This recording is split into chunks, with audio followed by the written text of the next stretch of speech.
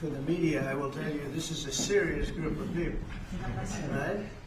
That's great. Thank you very much. Look at all of it. Wow, look at the people. It's seriously the biggest business people anywhere in the world, so I think it's a great tribute. Whatever they're teaching you well, right? Thank you very much. You're welcome to the White House as we celebrate Diwali, because they said there has to be a very heavy emphasis on the V, Diwali, the beautiful Hindu festival of lights, and that's what it is. It's a great festival and it's amazing people. I'm pleased to be joined by the Director of the National Intelligence and a woman that's done a fantastic job, Tulsi Gabbard, wherever you may be, Tulsi. Hi, Tulsi. FBI Director Kash Patel, who's really hitting his stride. Kash, where's Kash? Right. He is hitting his stride. That's the way we like it. Assistant Attorney General Harmeet Dillon. Harmeet. Hi, Harmeet. And Pastor Paula White. She's been fantastic. She's been with us right from the beginning. We're greatly honored to be joined by the Indian Ambassador to the United States, Vinay Quatru. And it's very nice. You pronounce it perfectly. Ah, that's right. Oh, I wasn't too far off there. And his wonderful wife. And thank you very much. It's a great honor to have you. As well as a new ambassador to India. This is a nice, easy name, Sergio Gore. Sergio, congratulations, Sergio. You're going to do a fantastic job. And thanks as well to incredible Indian American business leaders, the biggest in the world, really. If you look at these companies, what they've done, the biggest in the world. CEO of IBM, Arvind Krishna, and Arvind, congratulations. I know you're working hard on a couple of jobs that I'm watching, and good luck with them, right? Yes. Good luck. It's amazing what you've done. Chairman and CEO of Adobe, and that Adobe is big stuff, and that's Shantanu Narayan. Thank you. Thank you very much, Shantanu. Nice to see you. Thank you very much. CEO of Micron Technology, we know what that is, Sanjay Marotta. Sanjay, nice to see you again. And CEO of Palo Alto Networks, Nikesh Arora. And I want to thank you very much for great success. It's a hell of a group of people. And in addition to that, we have a lot of other tremendously successful people gathered. On behalf of all Americans, let me also extend our warmest wishes to the people of India. I just spoke to your Prime Minister today. We had a great conversation. We talk about trade, we talk about a lot of things, but mostly the world of trade. He's very interested in that. Although we did talk a little while ago about let's have no wars with Pakistan. And I think the fact that trade was involved, I was able to talk about that.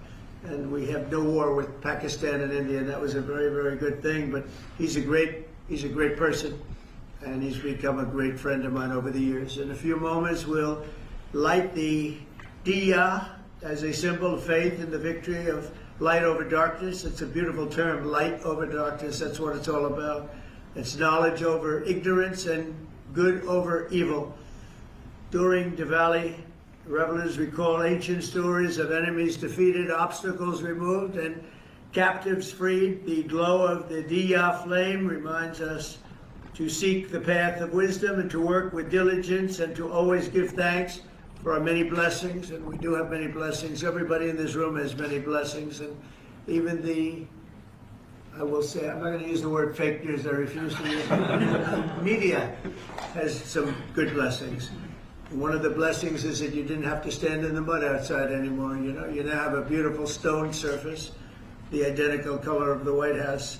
For years they had to stand when we had press conference in the mud because it was grass, and I decided to take care of that, so I think they appreciate it.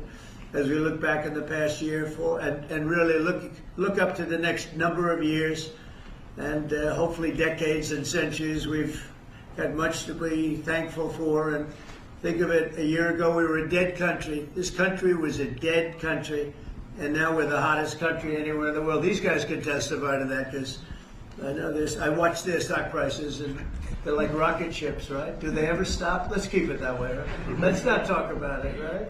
Let's just keep it that way. It's amazing. We have more than $17 trillion. They're part of the reason. More than $17 trillion of investment pouring into the United States. It's going to be, I believe, over $20 trillion by the time the year's up. And as an example, the last administration had less than $1 trillion in a period of their 4-year period. They had less than $1 trillion. We're going to have 20 trillion. We have over 17 trillion already. That's investment coming in. And I think it's largely for two reasons. We had a good election on November 5th, but maybe more importantly, of course, it wouldn't happen if that election result didn't happen. I think much more importantly, we have tariffs that you build in the United States, you don't have a tariff to pay. You build outside and you have to pay a tariff. And we're taking in money at a level that no other country has ever seen. There's never been a country, I don't think, fellas, you agree with that? There's never been a country with an investment in less than a year, and actually to be exact, less than 9 months, of $17 trillion, right? And I know you're all participating, aren't you, huh? So that's really good stuff. The economy is roaring, the incomes are rising, and small business confidence is at the highest level in over a decade. So the confidence levels, which means something, they think over the last 10 years, I don't think they go beyond that. We have the highest level of confidence in our economy. Gasoline prices are way down. Grocery prices are way down. Energy prices are way down. Mortgage rates are down. We have a real stiff at the Federal Reserve. I can't help that. But he's going to be leaving soon. And inflation has been defeated. But even though his rates are too high, the economy has been amazing. Our border is secure, totally secure. We had nobody in the last 4 months coming through illegally, which is actually hard to believe because, they give me those numbers, but essentially it would be just about nobody. They actually say zero. That's actually hard to believe you have zero when you had millions pouring across a year and a half ago, 2 years ago, but we have it down to practically nobody. And they are coming in, but they're coming in legally. And we're forging peace all over the world. We're putting America first. We're getting everybody to sort of get along. And I just got a call from the Middle East. We're doing very well there. We have many, many countries, as you know, signed on to peace in the Middle East, and nobody thought they'd ever see that happening. The Hamas situation, where they're pretty violent people, I would say, that we could put that out in 2 minutes. We're giving them a chance. They agreed that they'd be very good, very straight. They wouldn't be killing people, and they have killed people. That wasn't the deal we made. But if they don't honor the deal, they'll be taken care of very quickly. But I'd rather not have to do that. But we have total peace in the Middle East. We have levels of friendship with everybody, and every countries that hated each other now love each other. Nobody ever saw anything like it. I think you guys are pretty surprised over here, right? You're surprised, but a lot of people are surprised. Are you guys surprised? Peace in the Middle East. You've been hearing about it for as long as you've been alive, and it's been a lot longer than that. You're still pretty young, but we have peace in the Middle East, and so as we light the Diya, we look forward to a new year and a greater peace and a greater everything for all of us. And we want tremendous success, tremendous health. We're doing a lot of things in the world of health, and the autism situation is just crazy when you think of it. And you go back 20 years, it was 1 in 20,000, and now it's 1 in 12. Is that hard to believe? When I hear that number, it's not even believable. And we think we're onto it. Bobby is doing a great job, and Dr. Oz, all of them, they're really working hard. Nobody's ever seen anything like that. And it's been a very important factor for me. I just say you got to focus on that. We think we have a lot of the answers. We've announced a lot of the answers, actually. But we're looking at many things. We've made tremendous progress. And maybe the thing we've done the best on is prices for our drugs. We have favored nations now, where other nations, as you know, were paying a small fraction of what we were paying. And this was, for many, many years, this was happening. This was set up 30 years ago, where we were paying 10 times more, 12 times more, 5 times more, always tremendous numbers more. And I said, we're not doing that anymore. And the drug companies have agreed, and the countries have agreed. Now, if I didn't have tariffs, I wouldn't have been able to get it. I said, well, if you don't agree, we're going to charge you tariffs for more than the equivalent amount. and amazingly, everybody agreed. So our drug prices are going to be coming down 100%, 200%, 300, 400, 500% in some cases. A bill that cost $10 in London would cost $120 in, think of it, $120 in New York or any place in this country. A drug that cost $86 in Berlin cost $1,300 in New York and throughout the United States. And we're not doing that anymore. So we're just not doing it anymore. So I just want to, and I think that's going to be huge for our anything, Medicaid, Medicare, Social Security, anything having to do with health, because the drug prices are going to be coming down. And I tell the story of my last administration, my 4th year. I was so honored because I brought drug prices down. The first time in 28 years, prices were brought down by a certain amount. I'll tell you what the amount was in a second, but by a certain amount. And so at the beginning of the year to the end of the year, I actually brought them down. First time in 28 years that happened. And the number was 1/8 of 1%. That's all I said. But I was proud because first time it ever happened. And now I'm bringing prices down 600%, 700%, 900%, 200%. So I can't believe I actually had a news conference to celebrate 1/8 and 1/4 of 1%. But that was, you learned, right? You learned. So we're doing, and you guys know more about favored nations than anybody. So we're going favored nations, we're demanding it, and we've got it.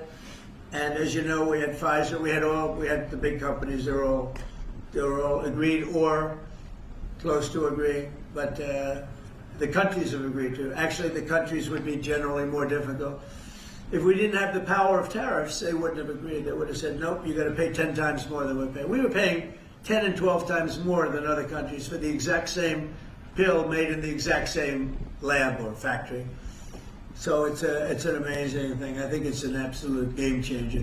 Nobody's ever even heard of a thing like that. And you'll see the results over the next year and a half, and I think it's great.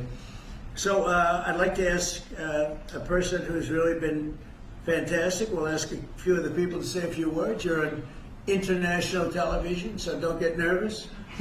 Cash, would you say a few words, please? You've done a fantastic job. Well, thank you, Mr. President. It's an honor to be a first-generation Indian American whose parents lawfully immigrated to this country, and under your leadership, so many more millions of Americans are living that dream. And to celebrate it here in the Oval Office on Diwali, which you said, rightfully so, is a triumph of good over evil. It's just an incredible honor. It's incredibly humbling. Indian Americans around the world and Indians around the world are thrilled that you are such a profound leader in sharing this diversity with the world, and we can't thank you enough, and happy Diwali. Good. Well, thank you, and congratulations on everything. And how about a great company, IBM? He's taken this company from, it was a little troubled, as I remember, a few years ago, like 10 years ago, to being one of the hottest companies anywhere in the world.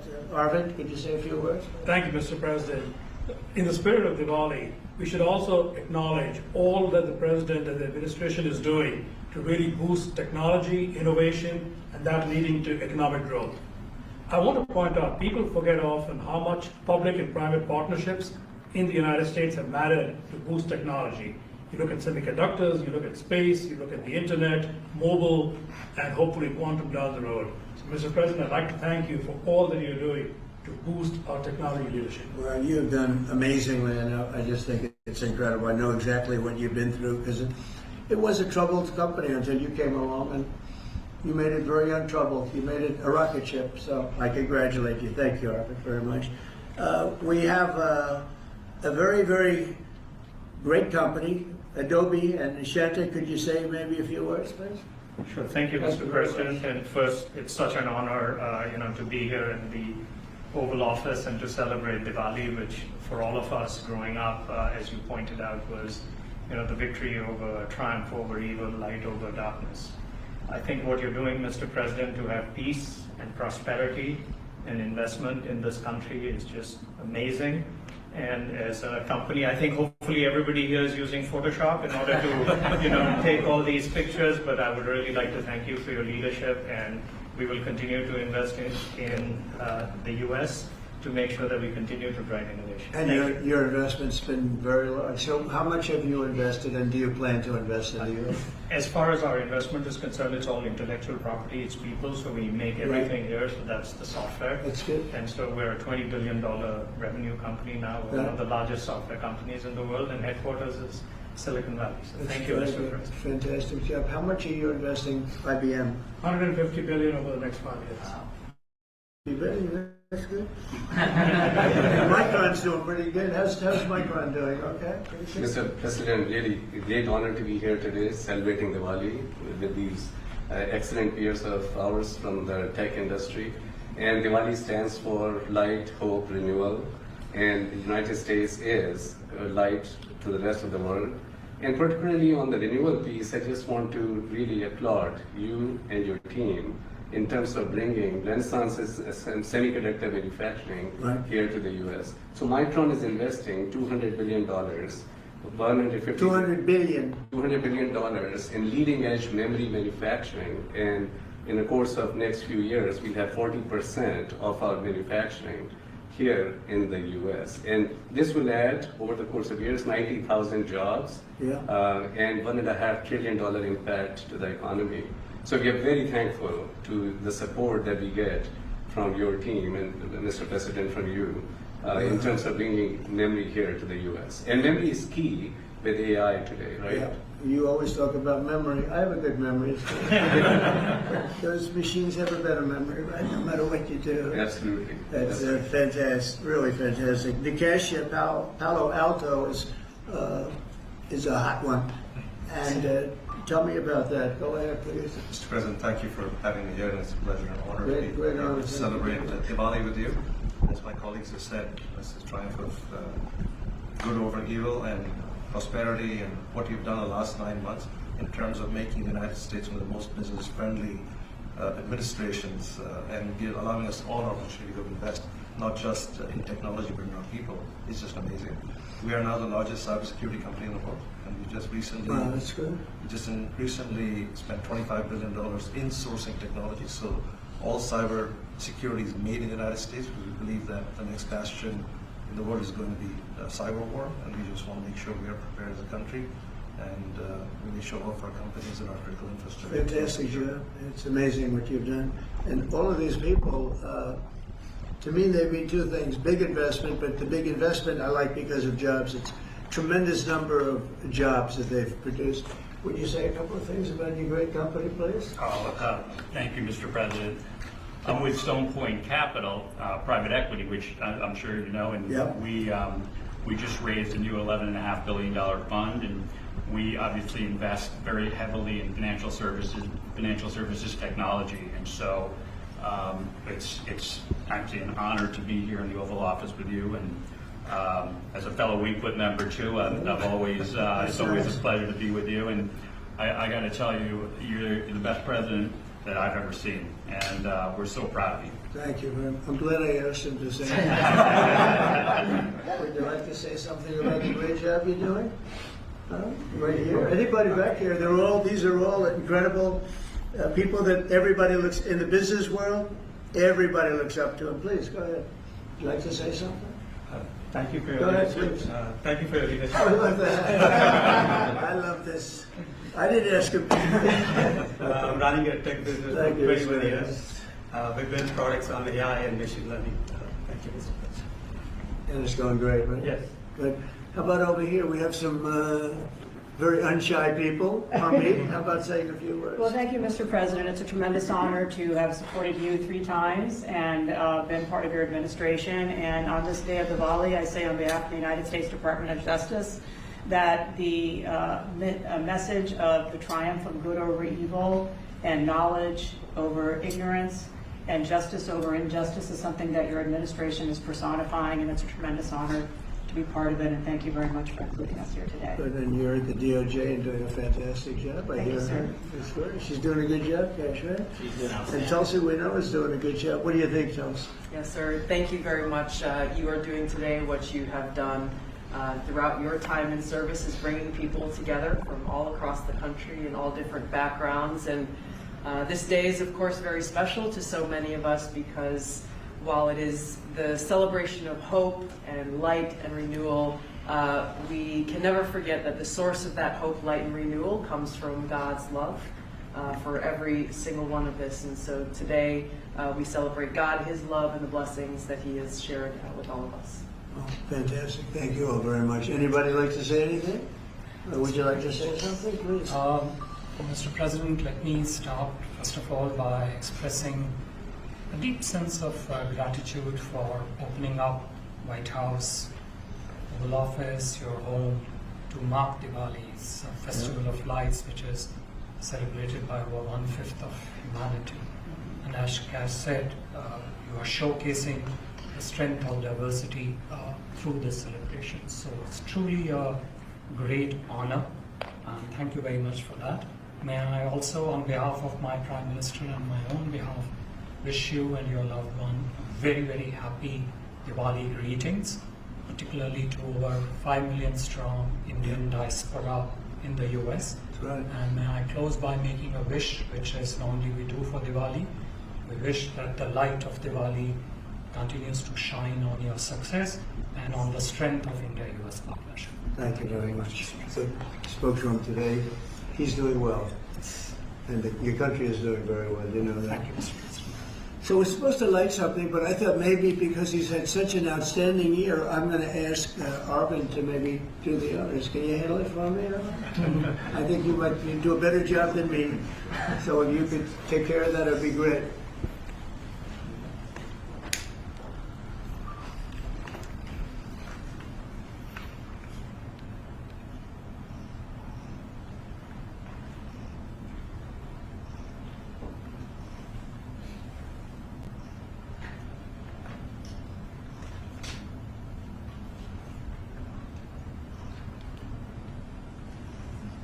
Well, he's done a good job. I didn't know you were supposed to do that. I'm glad I asked him to do it.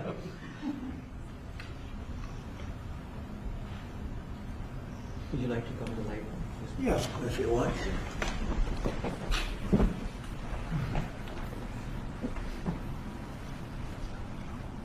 Okay.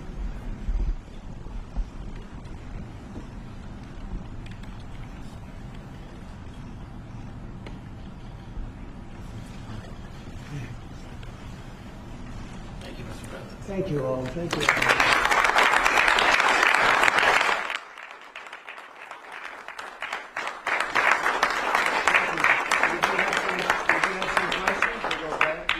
Mr. President, the meeting with Vladimir Putin is canceled or put on hold. Do you know what happened there, and does that affect your decision whether or not to send tomahawks? to No, Ukraine? I don't want to have a wasted meeting. I don't want to have a waste of time, so I'll see what happens. But we did all of these great deals, great peace deals. They're all peace deals. They're agreements, solid agreements, every one of them. But this one, and I said, go to the line of battle, the battlefield lines, and you pull back and you go home, and everybody take some time off, because you got two countries that are killing each other. You got two countries that are losing 5,000 to 7,000 soldiers a week. So we'll see what happens. It's we haven't made a determination. Mr. President, I'm asking the Justice Department to look into the federal investigations into you and look for compensation, and how much are you asking for? Who's asking for what? Are you asking the Justice Department to pay you compensation Whose for compensation? your federal investigations into you? Are you asking them to pay compensation, and how much? Into me? I don't get any compensation. I do it for nothing. I gave up my salary. Into me? No, it's going to be the Justice Department. Are you asking them to pay you compensation for the federal investigations that happened to you? And how much are you asking well, for? I guess they probably owe me a lot of money for that. Probably, yeah, that's true. That's very interesting. No, I get no salary. I gave up my salary. It's a good salary. Not as much as these guys make, but that's okay. It's a lot of money. And I don't, as you know, I didn't take it in the first 4 years. I'm not taking it in these 4 years either. But as far as all of the litigation and everything that's been involved, yeah, they probably owe me a lot of money. But if I get money from our country, I'll do something nice with it, like give it to charity or give it to the White House while we restore the White House. And we're doing a great job in the White House. As you know, the ballroom is under construction. It's going to be. They've been trying to get it for 150 years, and it's really. I think it's going to be fantastic. But we'll see what happens. I mean, we have numerous cases having to do with the fraud of the election, the 2020 election, and because of everything that we found out, I guess they owe me a lot of money, but I'm not looking for money. I'm looking for really. I think it's got to be handled in a proper way. If it's not handled in a proper way, we don't want it to happen again. We can never let what happened in the 2020 election happen again. We just can't let that happen. And so the way we go, I know Keisha's working on it. Everybody's working on it, and certainly Tulsi's working on it.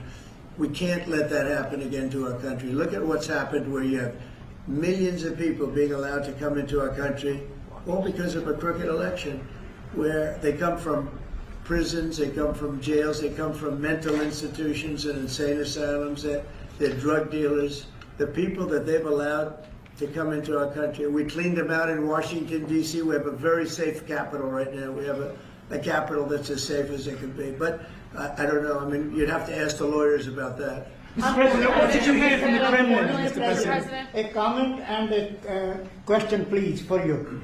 First of all, you have just 1 billion plus hearts around the globe, including in India, by celebrating the Diwali in the White House right here. And my other comment is, Mr. President, I like his question already. in February, you and the White House staff gave a warm welcome to the Prime Minister of India, Mr. Narendra Modi. And after that, I decided to make a short trip to India for you, how popular you are in India. And I went there in a holiest also festival there. Millions of people were there. And also Prime Minister Narendra Modi was addressing a media event, 5,000 people. I was one of them there listening to him. And when I went to several states in India, what I found out, Mr. President, 3 people are most popular there. Prime Minister Narendra Modi, President Donald Trump, Mr. Kash Patel, and also with the surprise, our White House Press Secretary, Carolyn Levitt. He's doing good. He is doing good. And Superstar. And Mr. President, my question is, you had a great relationship with the people of India when you visited India, and with the Prime Minister of India, Narendra Modi, and also with the Indian American community. Where do we stand today, all those relations from 45 to 47 in the future, Mr. President? Please, thank you. Well, we stand great, and the people of India, I love the people of India, and we're working on some great deals between our countries. I spoke to Prime Minister Modi today, as I mentioned before, and we just have a very good relationship. And he's not going to buy much oil from Russia. He wants to see that war end as much as I do. He wants to see the war end with Russia, Ukraine. And as you know, they're not going to be buying too much oil. So they've cut it way back, and they're continuing to cut it way back. Mr. President, what did the Kremlin say? Mr. President, an appeals court recently ruled that you can send the National Guard into Portland, Oregon. Do you feel unfettered to send the National Guard into whatever city you want now? Well, I guess that was the decision. I can send the National Guard if I see problems. I looked at Portland over the weekend. The place is burning down, just burning down. We weren't there. We didn't spend much time there because we were waiting for that decision. But the court, maybe that influenced the court. But you look at a place like Portland, it's ridiculous when they say that there's no problem. The place was on fire over the weekend. But we won the case in Court of Appeals. I think it was the Ninth Circuit, so that's pretty good. And a very strong opinion that we have the right to use the National Guard. You would think that would be common sense. We have the right to use the National Guard to put out trouble. Well, that's how I got elected. One of the reasons I got elected. Yes. Mr. President, what changed your mind after talking to Vladimir Putin between then and now? Why did you think that a Budapest summit might be wasted time? Well, I didn't say anything. I didn't say it would, and you never know what's going to happen. But a lot of things are happening on that front, on the war front with Ukraine and Russia. and we'll be notifying you over the next 2 days as to what we're doing. Did you hear a lot something? of things are happening. Did you hear something from I think we're Mr. going to get it solved. Yeah, please. Mr. President, on Ukraine, do you still see a chance for a ceasefire? And what is Say Putin it again. asking for? What? Do you still see a chance for a ceasefire? And what is I do. Putin Yeah, asking for? I do. It's a vicious look. It's a vicious war. It doesn't really affect us. We sell equipment to them. We sell equipment to NATO, and NATO gives it to Ukraine, but we don't pay anything anymore. Biden spent $350 billion. The war would have never happened if I were president. Would have never, not even a million years. And Putin knows that too. Would have never happened. But it did happen, and I came in, and I have to see if I can put it out. But it doesn't affect us because we're not losing soldiers there. Although, when I first came in, that could have ended up, it's not going to happen, but it could have ended up in World War III. That was really out of control. So now it's, they're shooting and they're killing people, and I think Putin wants it to end, and I think Zelensky wants it to end, and I think it's going to end. What is that that he reached out to you about meeting on the government shutdown? Will you meet with him before you leave for Asia on Friday? Well, I will actually. I'd love to meet with them. I just want them to open up the country first. You know, the country is so hot right now, and they've never voted against, you know, continuation. They've never voted against. They've never done that. They're doing this because they have Trump derangement syndrome. But I would love to meet. I would like to meet with both of them, but. I set one little caveat. I will only meet if they let the country open. They have to let the country open. The people want to go back to work. They want to be served. They need the services of some people, and a lot of people need the money, the payroll. So I'll do it as soon as they open up the country. I'd like to meet. So them. you won't meet with them until, just to be clear, you won't meet with them until the government's open. The government has to be open, yeah. The government has to be open. You know how long it would take for them to do that? Just say, okay, government's open, that's it. There is nothing. How long They're do you not think negotiating. What they're doing is saying they lost the negotiation when we got the great big beautiful deal done. They lost that negotiation. Now they're saying, well, we want to get some of the things we lost. But the problem is the things they lost are very bad for our country.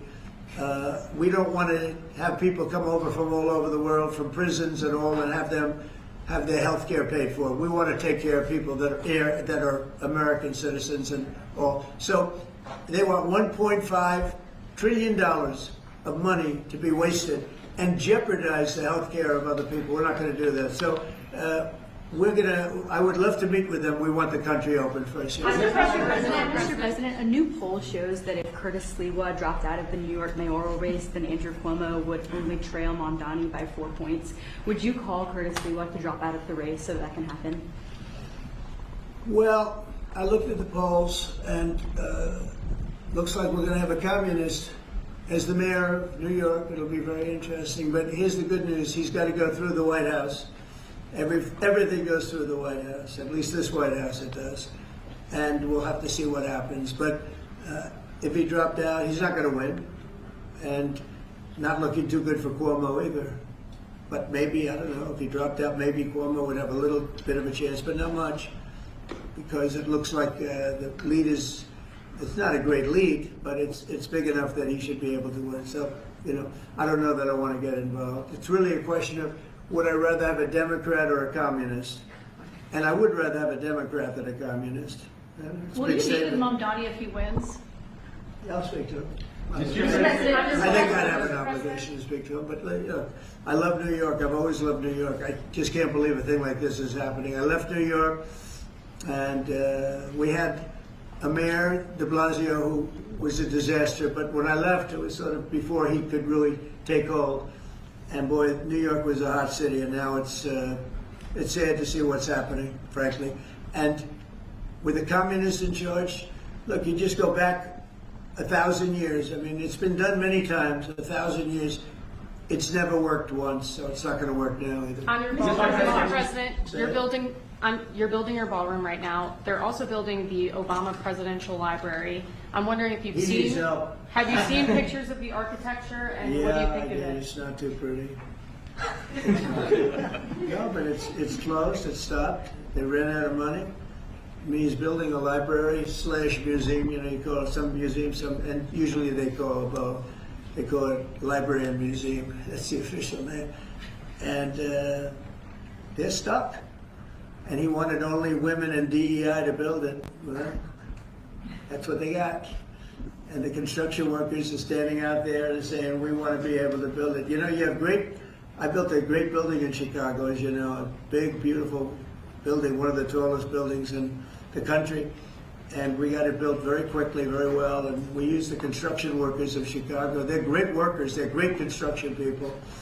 And I suggested he get them involved. But they're hundreds of millions of dollars over budget. And I think it stopped. I'm reading these terrible stories. But that's the way our country was run under President Obama, too. Nobody knew it. Mr. President. Thank you, Mr. President. Russia remains China's top crude oil supplier in September. Are you considering tariffs on China? Well, I mean, you read the same papers as I do, but I don't have to read the papers because I'm the one. Right now, as of November 1st, China will have about 155% tariff put on it. And I don't think it's sustainable for them, so I want to be nice to China. But China's been very rough with us over the years because we had presidents that weren't smart from a business standpoint.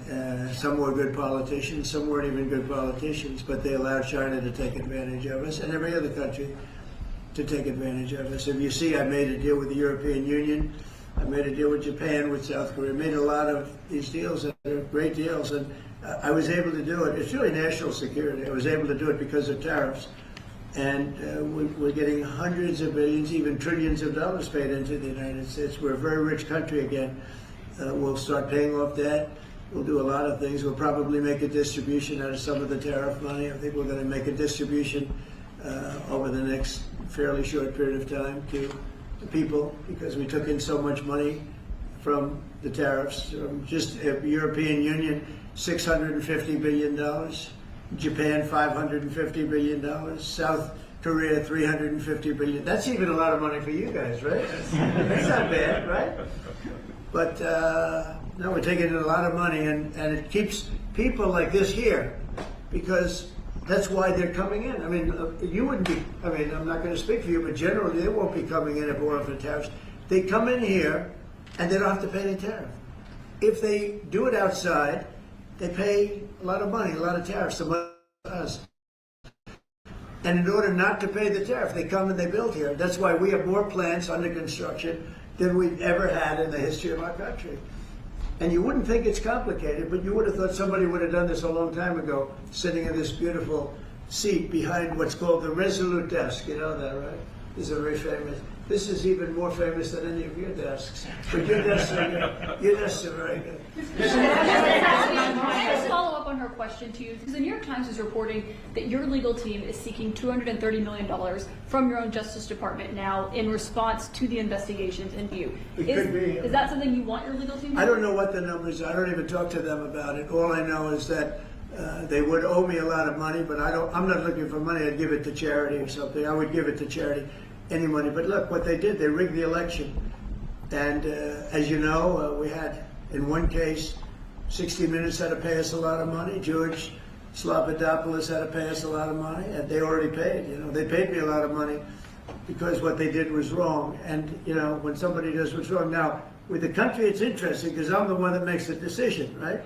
And you know, that decision would have to go across my desk, and it's awfully strange to make a decision where I'm paying myself. In other words, did you ever have one of those cases where you have to decide how much you're paying yourself in damages? But I was damaged very greatly, and any money that I would get, I would give to charity. Thank you, Mr. President.